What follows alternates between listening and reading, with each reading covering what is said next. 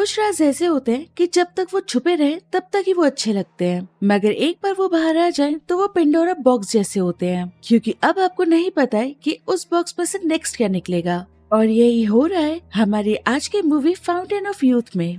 और movie start करने से पहले मेरी आपसे एक रिक्वेस्ट है, अगर आपको मूवी पसंद आ रही है तो प्लीज सब्सक्राइब करके हमारी मेहनत को रिवॉर्ड करें। तो फिल्म की स्टार्टिंग में हम हमारे फिल्म के हीरो ल्यूक को देखते हैं, जो कि फिलहाल बैंकॉक में था और उसने कुछ देर पहले ही काजिम नाम के आदमी के यहाँ से एक बहुत ही प्राइसलेस पेंटिंग को चुराया था, जिस वजह से काजिम उसके पीछे हाथ धो के पड़ा था ताकि वो अपनी पेंटिंग को वापस से हासिल कर सके। लेकिन ल्यूक बहुत ही स्मार्टली खुद को बचाता हुआ एक ट्रेन पे चढ़ जाता है, पर ट्रेन के अंदर उसकी एस्मे नाम की लड़की से मुलाकात होती है, जो कि ल्यूक को कहती है कि उसे वही पेंटिंग चाहिए जो उसने थोड़ी देर पहले ही चुराई है। जिसके साथ ही वो कहती है कि अगर वो शराफत से पेंटिंग दे देता है तो बात यहीं खत्म हो जाएगी, वरना ट्रेन में बैठे उसके गुंडे ल्यूक से किसी भी कीमत पे वो पेंटिंग हासिल कर लेंगे। अब वही ल्यूक उसकी इन धमकियों से कहाँ ही डरने वाला था, और अगर उसे इतनी आसानी से वो पेंटिंग्स देनी होती तो वो उसे चोरी ही क्यों करता। दूसरी तरफ उसे पेंटिंग ना देता देख एस्मे के गुंडे उसके ऊपर हमला कर देते हैं, मगर ल्यूक यहाँ भी बहुत स्मार्टली खुद को और पेंटिंग को बचाता हुआ ट्रेन से कूद जाता है। जिसके बाद हम लंदन में ल्यूक की छोटी बहन शार्लेट को देखते हैं, जो कि फिलहाल अपनी जिंदगी के सबसे ज्यादा टफ टाइम से गुजर रही थी। दरअसल शार्लेट और उसका हस्बैंड हैरल्ड एक दूसरे से जल्द ही डिवोर्स लेने वाले थे,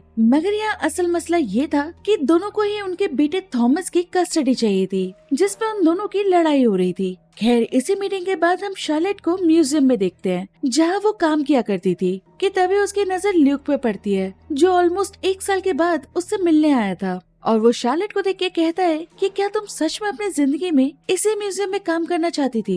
एक्चुअली उसके कहने का मतलब था कि ऑलमोस्ट 10 साल पहले वो दोनों और उनके डैड मिलकर लाइफ में बहुत सारे एडवेंचर किया करते थे, लेकिन अब वो एक म्यूजियम में फंस के अपनी लाइफ को बर्बाद कर रही है। अब उसकी ये बात सुन शार्लेट का कहना था कि उनकी डैड की डेथ के बाद उसकी लाइफ पूरी तरह से चेंज हो गई है। जैसे उसकी शादी हो गई है, उसका एक बेटा है और अब तो उसका डिवोर्स भी होने वाला है। लेकिन इन्हीं बातों के बीच ल्यूक चालाकी से म्यूजियम से एक पेंटिंग चुरा के वहाँ से भागने लगता है, जिस वजह से वहाँ पे सिक्योरिटी अलार्म्स बजने लगते हैं। और ल्यूक को पेंटिंग के साथ भागता देख शार्लेट उसका पीछा करती है ताकि वो उसे रोक सके, पर ल्यूक उसे कहता है कि अगर उसे पेंटिंग वापस चाहिए तो उसे उसके साथ जाना होगा, तभी वो उसे वो पेंटिंग वापस देगा। अब ये सुन शार्लेट करो या मरो सिचुएशन में फंस चुकी थी, इसलिए वो ल्यूक के साथ जाना चूज करती है। वहीं दोनों के पीछे पुलिस भी पड़ी हुई थी, लेकिन ल्यूक किसी तरह बचता बचाता एक ट्रक के अंदर कार को पार्क कर देता है, जहां हम ल्यूक के एक टीम मेंबर को देखते हैं जिसका नाम पैट्रिक था। वहीं डैब नाम की उसकी दूसरी टीम मेंबर उसी ट्रक को ड्राइव कर रही थी।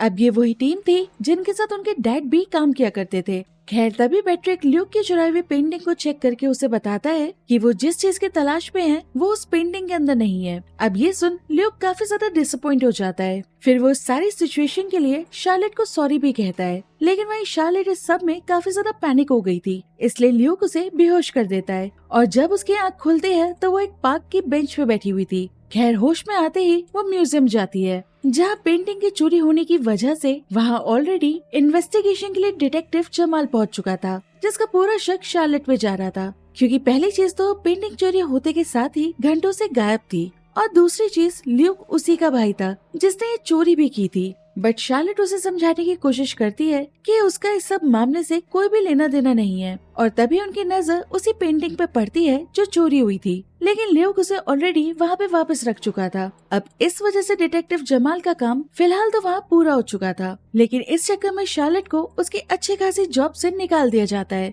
वहीं इस सारे इंसिडेंट का हैरल्ड को भी पता चल चुका था, जो कि इस वजह से शार्लेट को उसके बेटे से मिलने नहीं देता, और इस पूरे तमाशे की वजह से हैरल्ड के लिए उनके बेटे की कस्टडी लेना और ज्यादा आसान हो चुका था, जो कि एक्चुअली एक अच्छी बात नहीं थी। अब इस सब की वजह से वो गुस्से में ल्यूक से मिलने के लिए जाती है, जहाँ उसे ल्यूक के साथ साथ कार्वर नाम का एक आदमी भी मिलता है, जिसने एक्चुअली ल्यूक को हायर किया था फाउंटेन ऑफ यूथ को ढूंढने के लिए। दरअसल कार्वर को लिवर कैंसर था, और उसका कहना था कि अगर वो उस फाउंटेन में से पानी पी लेगा तो उस पानी में इतनी ज्यादा ताकत है कि मैजिकली उसकी बीमारी अपने आप ठीक हो सकती है। खैर वो फाउंटेन सिर्फ हेल्थ ही नहीं बल्कि इन्फिनिट वेल्थ और ब्यूटी के लिए भी फेमस था, लेकिन अब प्रॉब्लम ये थी कि उनका मानना था कि उस फाउंटेन की लोकेशन को खुद भगवान ने इंसानों से छुपाया था। मगर कुछ लोग हैं जिन्हें प्रोटेक्टर्स ऑफ पाथ कहा जाता है, जिन्हें एक्चुअली उस फाउंटेन की लोकेशन का पता है, पर उनका काम है उस जगह को हर कीमत पे लोगों से छुपा के रखना। इसलिए उन लोगों ने इस इन्फॉर्मेशन को जनरेशन टू जनरेशन अपनी ही फैमिली में पास किया, जिससे ये सीक्रेट हमेशा उन तक ही रहा। इनफैक्ट ल्यूक को लग रहा था कि एस्मा नाम की लड़की जो उसे ट्रेन पे मिली थी वो भी एक प्रोटेक्टर ऑफ पाथ ही थी,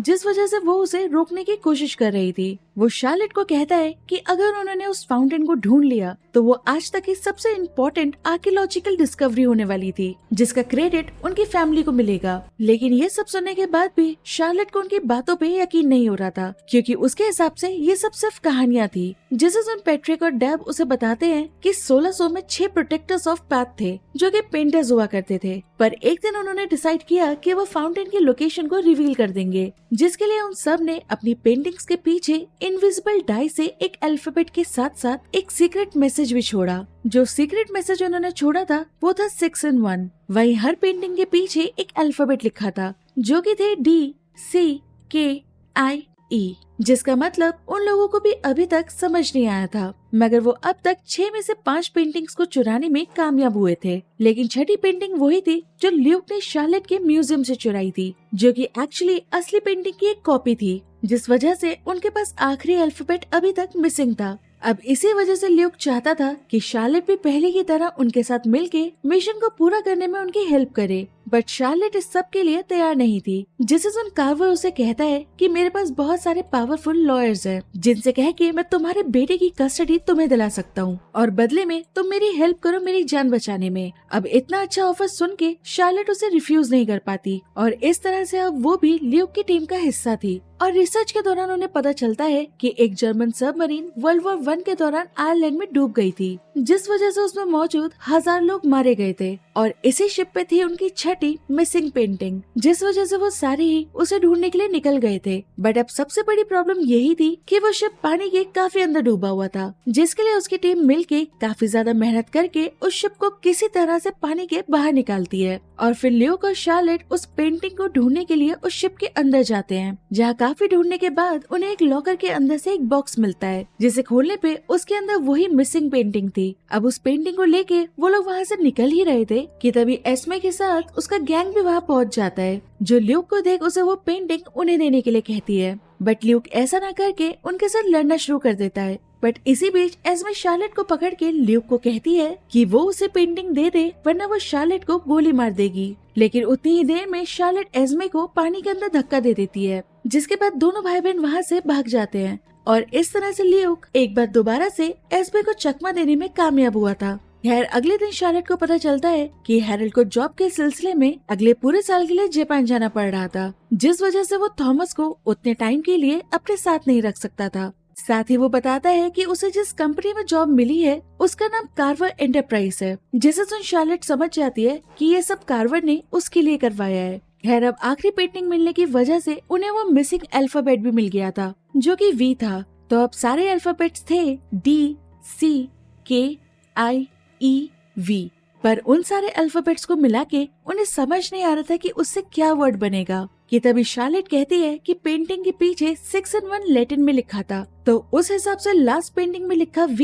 एक्चुअली W होना चाहिए, क्योंकि लैटिन में VW होता है। अब ये सुन जब वो सारे लेटर्स को दोबारा से मिला के देखते हैं तो उससे एक वर्ड बनता है और वो था विकेड। जिसे सुन शार्लेट कहती है कि विकेड का मतलब है विकेड बाइबल। एक्चुअली उसका कहना था कि सारी पेंटिंग 1600 में बनी थी और ये वही टाइम था जिस टाइम किंग जेम्स स्कॉटलैंड के छठे किंग बने थे, लेकिन उसी सेम टाइम पे वो इंग्लैंड के पहले किंग भी बने थे, जिसका मतलब था 6 in 1। और विकेट बाइबल का मतलब था कि 1631 में बाइबल का एक एडिशन प्रिंट हुआ था, जिसके अंदर एक मिस्टेक थी, जहां अडल्ट्री को प्रोहिबिटेड कहने की बजाय उसे प्रमोट किया गया था और इसी वजह से उस बाइबल को विकेट बाइबल कहा गया था। कि तभी वहाँ पे डिटेक्टिव जमाल अपनी टीम के साथ पहुँच जाता है, जहाँ वो सबको बताता है कि वो पिछले 1.5 साल से उन सब पे नजर रख रहा था। अभी उसकी बात पूरी भी नहीं हुई थी कि तब तक काजिम भी अपने बंदों के साथ वहाँ पहुँच जाता है। और अगर आपको याद ना हो कि काजिम कौन था, तो ये वही है जिसे बैंकॉक में ल्यूक ने पेंटिंग चुराई थी। लेकिन काजिम के वहाँ आते ही डिटेक्टिव जमाल और काजिम के गुंडों के बीच में लड़ाई हो जाती है, जिसका फायदा उठा के ल्यूक और उसके टीम मेंबर्स वहाँ से भाग जाते हैं। जिसके बाद हम उन सबको ऑस्ट्रिया में देखते हैं, क्योंकि ल्यूक का कहना था कि वैसे तो विकेट बाइबल के सारे एडिशंस को डिस्ट्रॉय कर दिया गया था, लेकिन उसका एक एडिशन अभी भी ऑस्ट्रिया में मौजूद था। वहीं हैरल्ड के जापान जाने की वजह से शार्लेट थॉमस को अपने साथ ऑस्ट्रिया ले आई थी, जिसे फिलहाल कार्वर संभाल रहा था। दूसरी तरफ इतनी ही देर में एस्मे भी अपने लोगों के साथ लाइब्रेरी पहुंच जाती है, जहां पहले से ही ल्यूक अपनी टीम के साथ मौजूद था। एक्चुअली अभी तक उसे देख के समझ आ रहा था कि वो प्रोटेक्टर्स ऑफ पाथ ही है। इनफैक्ट हर बार वो ल्यूक को कहती है कि वो जो भी कर रही है वो उसके अच्छे के लिए ही कर रही है, और जब ल्यूक उसे लाइब्रेरी में दिखता है तो वो उसे रोकने की कोशिश करती है, जिस वजह से दोनों के बीच में लड़ाई शुरू हो जाती है। लेकिन एक बार दोबारा वो किसी तरह खुद को बचा के अपनी टीम के साथ वहाँ से बाइबल लेके भाग जाता है। जिसके बाद हम ल्यूक और उसकी टीम को होटल रूम में देखते हैं, जहाँ वो लोग काफी ज्यादा परेशान थे, क्योंकि वो 2 बार बाइबल को स्कैन कर चुके थे, बट उन्हें उसके अंदर से अपने काम का कुछ भी नहीं मिला था। कि तभी पैट्रिक को बाइबल के साइड में एक रिपीटिंग पैटर्न दिखता है, जिसमें 1 से लेकर 7 तक के नंबर्स का यूज कर रखा था। लेकिन थॉमस, जो कि एक यंग म्यूजिशियन था, वो उन नंबर्स को देख के कहता है कि वो सिर्फ नंबर्स नहीं है, बल्कि वो एक म्यूजिकल कोड है। जिसके बाद वो इन नोट्स को मिला के एक एंशिएंट सॉन्ग बनाता है, जिस गाने का नाम था वाटर इन द डेजर्ट, जो कि एंशिएंट टाइम के 7 वंडर्स को रिस्पेक्ट देने के लिए बनाया गया था। अब ये सुन शार्लेट पैट्रिक को एंशिएंट 7 वंडर्स का मैप खोलने के लिए कहती है।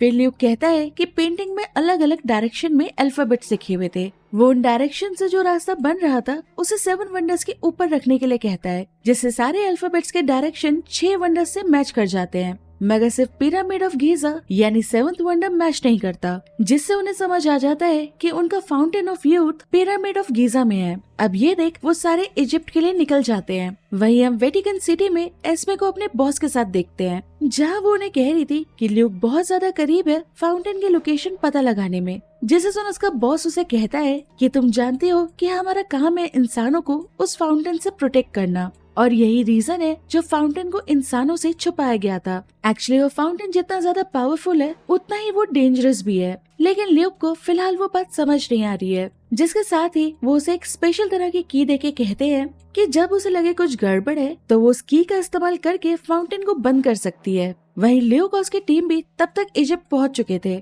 वो अपनी टीम को पिरामिड का 3D मैप दिखाता है, जिसके अंदर काफी सारे सीक्रेट टनल्स और चेम्बर्स थे, जिन्हें देख के उन्हें लग रहा था कि शायद वो रास्ता उन्हें फाउंटेन तक पहुंचा दे। खैर, अब उसके बाद सारे पिरामिड पे चले जाते हैं, जहां हम देखते हैं कि कार्वर अपने साथ काफी सारे सिक्योरिटी गार्ड्स लाया था, जो किसी भी तरह की आने वाली मुसीबत से उन्हें बचाने वाले थे। फिर वो सारे मिलके पिरामिड के अंदर चले जाते हैं, लेकिन अंदर जाते ही कार्वर बहुत ज्यादा इम्पेशेंट हो जाता है। दरअसल वो फाउंटेन को जल्दी ढूंढने के चक्कर में अपने बंदों को पिरामिड की एक वॉल को तोड़ने के लिए कहता है। हालांकि शार्लेट उसे ऐसा करने से रोकती है, मगर कार्वर उसकी एक भी नहीं सुनता, और जब वो दीवार तोड़ के अंदर जाते हैं तो वहाँ उन्हें एक रूम मिलता है, जिसके अंदर एक सिलेंडर शेप का स्टोन रखा हुआ था, जिसे देख वो सब लोग मिलके उस स्टोन को हटाने की बहुत कोशिश करते हैं, मगर वो सब मिलके भी उस स्टोन को हिला तक नहीं पाते। इसलिए अब कार्वर तैयार था उस स्टोन को बॉम्ब से उड़ाने के लिए, मगर शार्लेट उसे रोक के कहती है कि इजिप्शियन बहुत ही ज्यादा ब्रिलियंट इंजीनियर्स हुआ करते थे, जिसका मतलब था कि उस स्टोन को बिना बॉम्ब से उड़ाए भी कोई न कोई तरीका तो होगा उसे वहाँ से हटाने का। कि तभी थॉमस वहाँ रखे ड्रम्स पे water in the desert play करने लगता है, जिसकी वजह से वो स्टोन मैजिकली हवा में फ्लोट करने लगता है, जिसे शार्लेट एक हाथ से पुश करके उस स्टोन को एक साइड पे कर देती है, और इससे वहाँ पे एक चैम्बर का रास्ता खुल जाता है, जिसके अंदर ल्यूक, थॉमस, शार्लेट और उनके साथ कार्वर और उसका बॉडीगार्ड भी चले जाते हैं। वहीं हम देखते हैं कि पिरामिड के बाहर डिटेक्टिव जमाल और उनके ऑफिसर्स के साथ साथ वहाँ एस्मे और उसकी टीम भी पहुँच चुकी थी, लेकिन जैसे ही कार्वर के गुंडे उन्हें देखते हैं वो उन लोगों पे हमला कर देते हैं, मगर जल्द ही दोनों मिलके कार्वर के सारे गुंडों को खत्म कर देते हैं। जिसके बाद वो दोनों ही डिसाइड करते हैं कि जब वो दोनों ही एक ही साइड पे हैं, तो क्यों ना मिलके ल्यूक और उसकी टीम को रोका जाए। अब ये सोच वो दोनों ल्यूक का पीछा करते हुए हिडन चैम्बर की तरफ जाने लगते हैं। वहीं ल्यूक और बाकी लोगों को भी थोड़ा सर्च करने पे फाइनली फाउंटेन ऑफ यूथ मिल जाता है, लेकिन जब कार्वर पानी देखता है तो उसे लगता है कि पानी काफी कम है, जिसे सुन ल्यूक उसे कहता है कि भले ही पानी कितना भी कम हो, मगर उस पानी के अंदर इतनी ज्यादा पावर है जितनी तुम सोच भी नहीं सकते हो। लेकिन इस पॉइंट पे कार्वर पानी को टेस्ट करके खुद किसी भी तरह का रिस्क लेना नहीं चाहता था,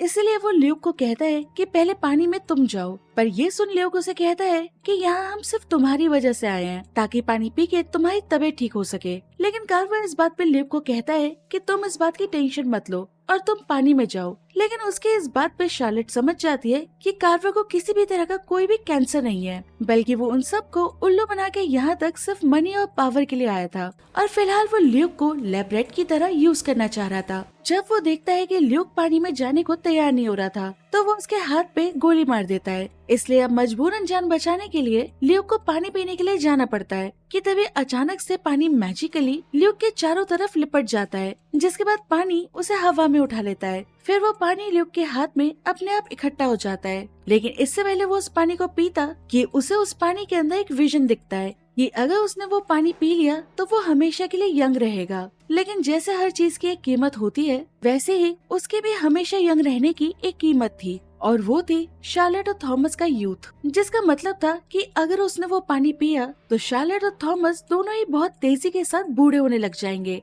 बट ल्यूक के लिए वो दुनिया में सबसे ज्यादा इम्पोर्टेंट थे, इसलिए वो डिसाइड करता है कि वो पानी नहीं पिएगा। लेकिन जैसे ही वो ये फैसला लेता है, अचानक से वो पानी उसकी गोली से जख्मी हाथ के अंदर जाके उसके जख्म को हील कर देता है। ये देख कार्वर ल्यूक के ऊपर एक के बाद एक गोली चला देता है, सिर्फ ये देखने के लिए कि क्या वो पानी उन जख्मों को भी हील कर रहा है। और कुछ ही देर में देखते ही देखते वो पानी ल्यूक के बाकी जख्मों को भी ठीक कर देता है, जिसके बाद पानी उसे जमीन पे ले आता है। और फिर सब कुछ सही देख के कार्वर भी उस पानी के अंदर चला जाता है, जिससे एक बार फिर वो सारा पानी कार्वर के आसपास लिपट के उसे भी हवा में उठा लेता है। वहीं जब एस्मे देखती है कि उस पानी को कार्वर पीने वाला है तो उसे याद आता है कि उसके बॉस ने उसे एक की दी थी जिससे वो उस फाउंटेन को बंद कर सकती थी। वहीं इतनी देर में कार्वर पानी पी लेता है, जिसकी वजह से वो अचानक से काफी ज्यादा यंग हो जाता है। लेकिन तभी कुछ ही सेकंड्स के अंदर वो बहुत ज्यादा बूढ़ा हो जाता है और फिर अचानक से वो खत्म हो जाता है। जबकि पानी ने उसे भी विजन दिखाया था